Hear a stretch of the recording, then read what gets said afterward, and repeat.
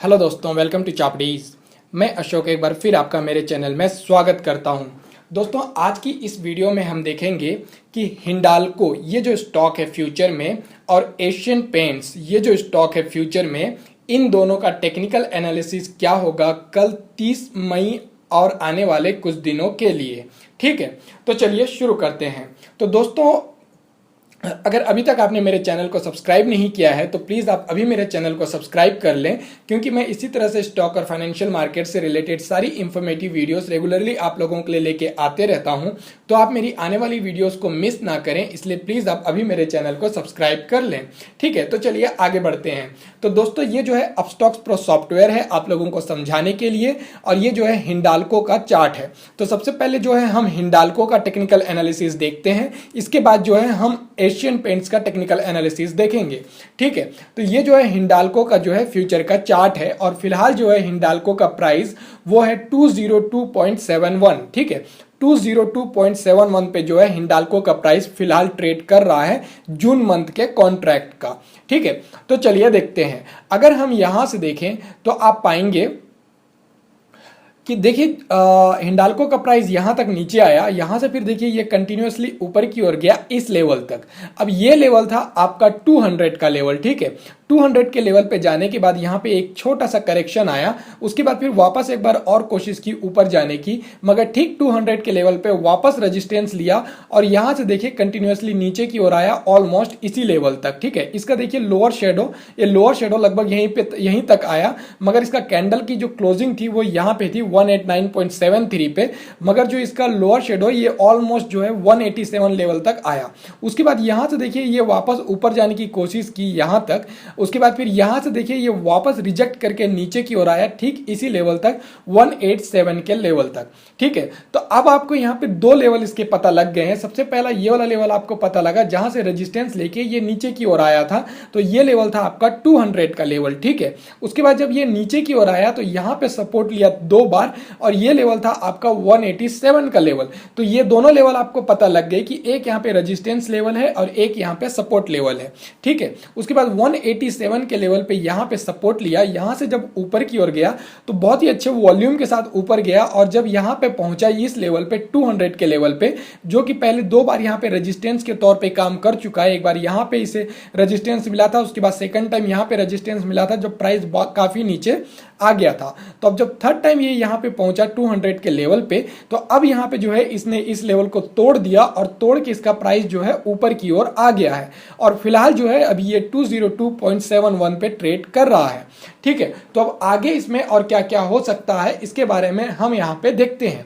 ठीक है, तो कल जब मार्केट ओपन होगा तो सबसे पहले देखिए आपकी मार्केट गैप अप हो रहा है या गैप डाउन हो रहा है या नॉर्मल उसी जगह पे ओपन हो रहा है। ठीक है, अगर मार्केट गैप अप होता है तो आप एक चीज को और ध्यान देंगे। मैं चार्ट को थोड़ा सा पीछे करता हूं, ये देखिए ये पहले यहां तक ऊपर आया था, लगभग ये लेवल था आपका 203.88 है ना। उसके बाद फिर ये नीचे आया था, उसके बाद जब यहां से ऊपर गया तो ये 203 तक तो ऊपर नहीं कर जा पाया था, मगर इसका जो मतलब जो अपर शेडो था वो ऑलमोस्ट 202 तक पहुंच गया था। ठीक है, तो मैं चार्ट को वापस पहले की जगह पे ले आता हूं। अब आप देखिए, तो अभी देखिए ये ऑलमोस्ट जो जिस जगह पे पहले जहां से रेजिस्टेंस लेके नीचे आया था उसी जगह के आसपास अभी ट्रेड कर रहा है। 202.71 ऑलमोस्ट उसी जगह पे है।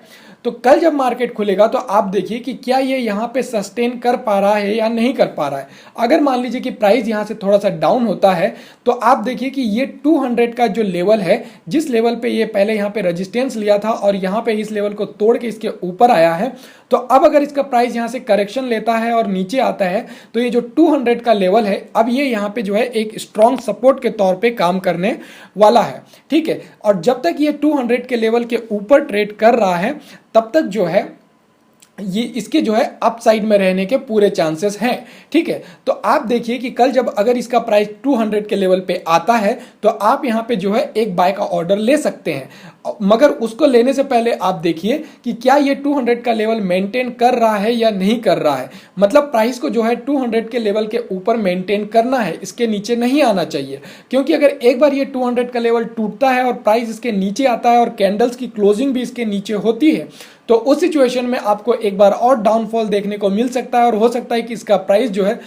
आपका 195 तक या फिर 195 टूटा तो हो सकता है 187 तक वापस आ जाए।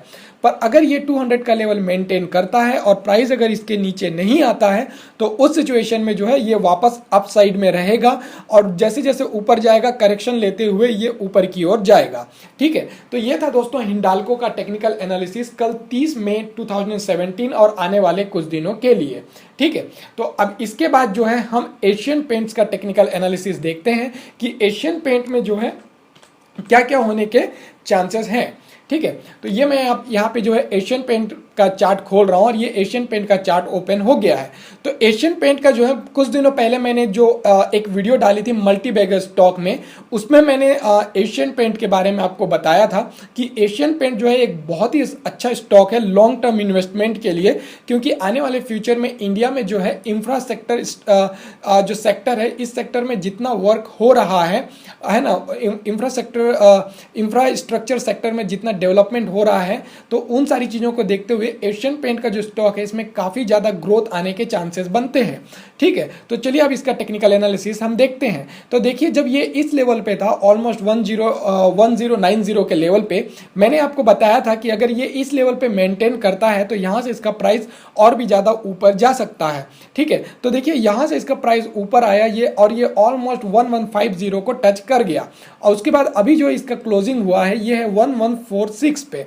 1146 पे फिलहाल ये ट्रेड कर रहा है और इसका जो अभी सबसे क्लोजिंग जो इसका जो रेजिस्टेंस लेवल है वो है ये वाला लेवल 1154 का लेवल। ठीक है, अब 1154 का लेवल इसका रेजिस्टेंस लेवल क्यों है हम ये देखते हैं।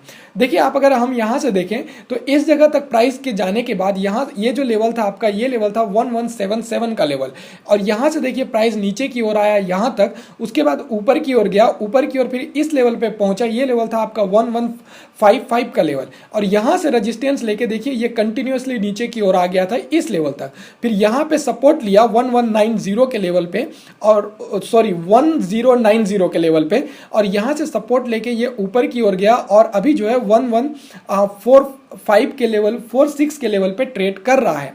तो इसका सबसे क्लोज में अभी जो रेजिस्टेंस लेवल है वो है आपका 1155। ठीक है, तो 1155 हो सकता है कि यहाँ पे रेजिस्टेंस के तौर पे काम करे और हो सकता है कि ये लेवल टूट भी जाए। ठीक है, वो इसलिए क्योंकि 1155 के ऊपर एक लेवल और है, वो लेवल है आपका 1177।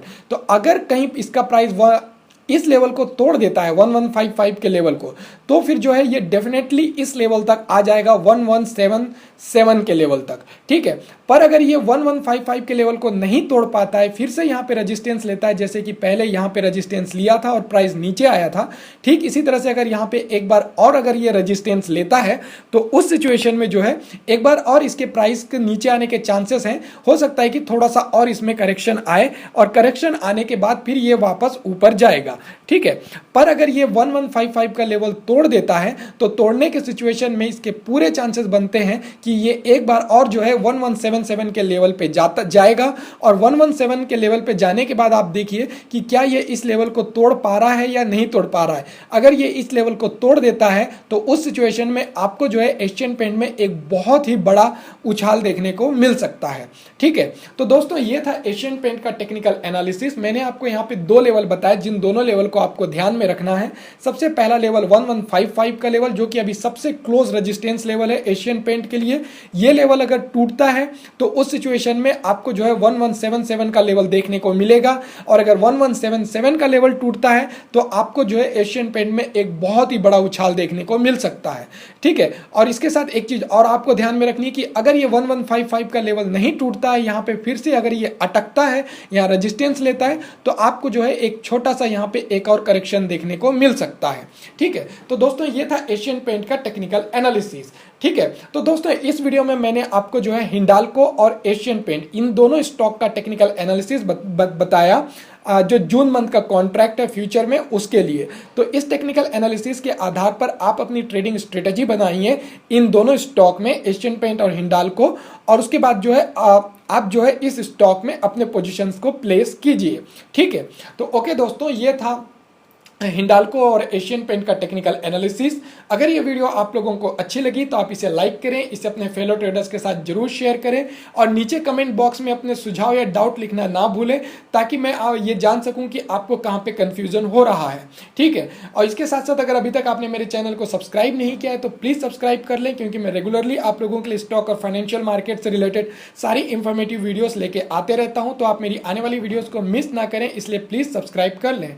And thanks for watching my video. Have a safe and profitable trading for you. Thank you. Bye bye.